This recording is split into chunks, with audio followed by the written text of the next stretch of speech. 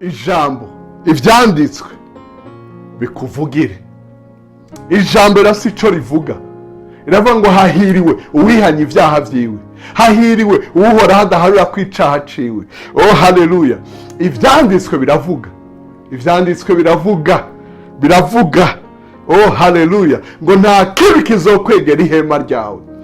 Ivyanditswe biravuga ngo hahiriwe uba mu bwigobeko bw'isumba byose. Wewe wahisemo kwihisha mu bakunzi. Twama dusanga ijambo ry'Imana mu kiganiro igihe c'impemburo. Ndabaramukije amahoro ya Kristo.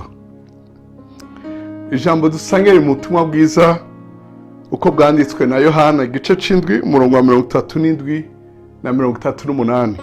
Yohana igice c'indwi 37 na 38 handitswe ngo, nuko ku munsi uherukira ya minsi mikuru, niwo munsi uruti yindi, Yesu arahagarara arasemera ati, namba hari ufise inyota naze kuri jewe anwe.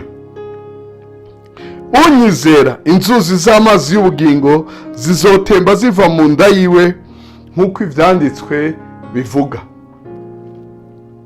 Mukundwa uriko uradukurikira, namwe mwese mwamudukurikira muri benshi, nkundira ndakubarire ngo ijambo ivyanditswe bikuvugire. Ivyanditswe bikuvugire. Imana ishimwe cyane. Ku murongo wa 38 agace kayo kanyuma, nk'uko ivyanditswe bivuga. Izi ndome ziravuga. Haleluya! Izi ndome ziravuga, si indome nk'izindi zose ziri mu bindi bitabo byose. Iki ni ivyahumetswe n'Imana, biravuga, niko Yesu yavuze. Bikuganirize wumva bivuga, izi ndome zibe nzima mu bugingo bwawe. Ijambo ry'Imana rihindura ubugingo bwawe, wumva rikuvugira mu byo uri kuracamo byose. Nk'uko baja mu manza baravuga ngo hinge twumve uwabibonye ica bivugako. Nk'igihe habaye isanganya, abapolisi bakumva abantu bariko baraharira uwagonganye n'uwundi, bagaca wumva umuntu aravuze ngo jewe nabibonye ko bikurikirana, reka twumve ico avuga. Reka ijambo rize ritature ivyo bakuvuga ko vy'ibinyoma, ivyo wivuga ko bitajanye no kwizera, bijanye n'ingorane waciyemo, bijanye n'ivyo wakuriyemo, uca wiyumvira ngo niko kuri. Reka ivyanditswe bivuge.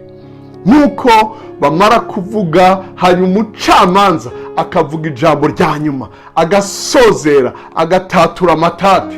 Reka naryo ritatura amatati ku bugingo bwawe, rikuvugire. Ijambo rasi ico rivuga, iravuga ngo hahiriwe uwihanye ivyaha vyiwe, hahiriwe uhora hadaharura kwicaha ciwe. Oh haleluya! Ivyanditswe biravuga, ivyanditswe biravuga. Oh haleluya! Ngo nta kibi kizokwegera ihema ryawe.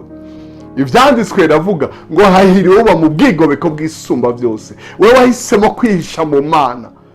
Oh ivyanditswe biravuga ngo aravumwa uwizigiye umwana w'umuntu, ariko uwirata yirate ko yamenye uhoraho. Bikuvugire. Imana ishimwe cyane.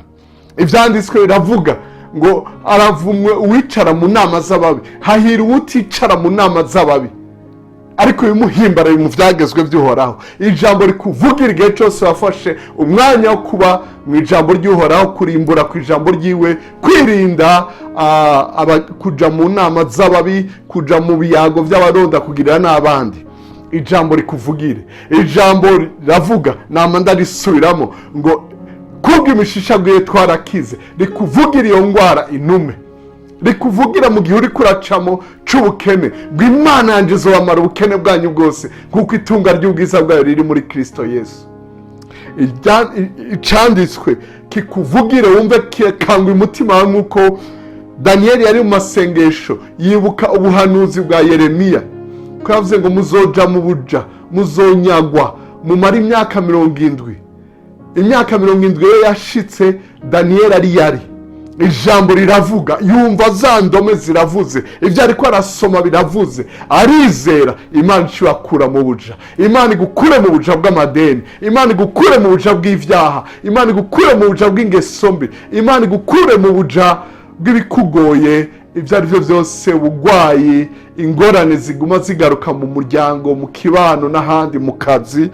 ijambo rivuge, ivyanditswe bikuvugire, ivyanditswe bikuvugire. Bibiliya yera ni ivyanditswe vyera, ibikuvugire, izi ndome zivuge. Mwene data, urakoze kudutega yompi, urakoze gusangiza abandi ubutumwa bwiza.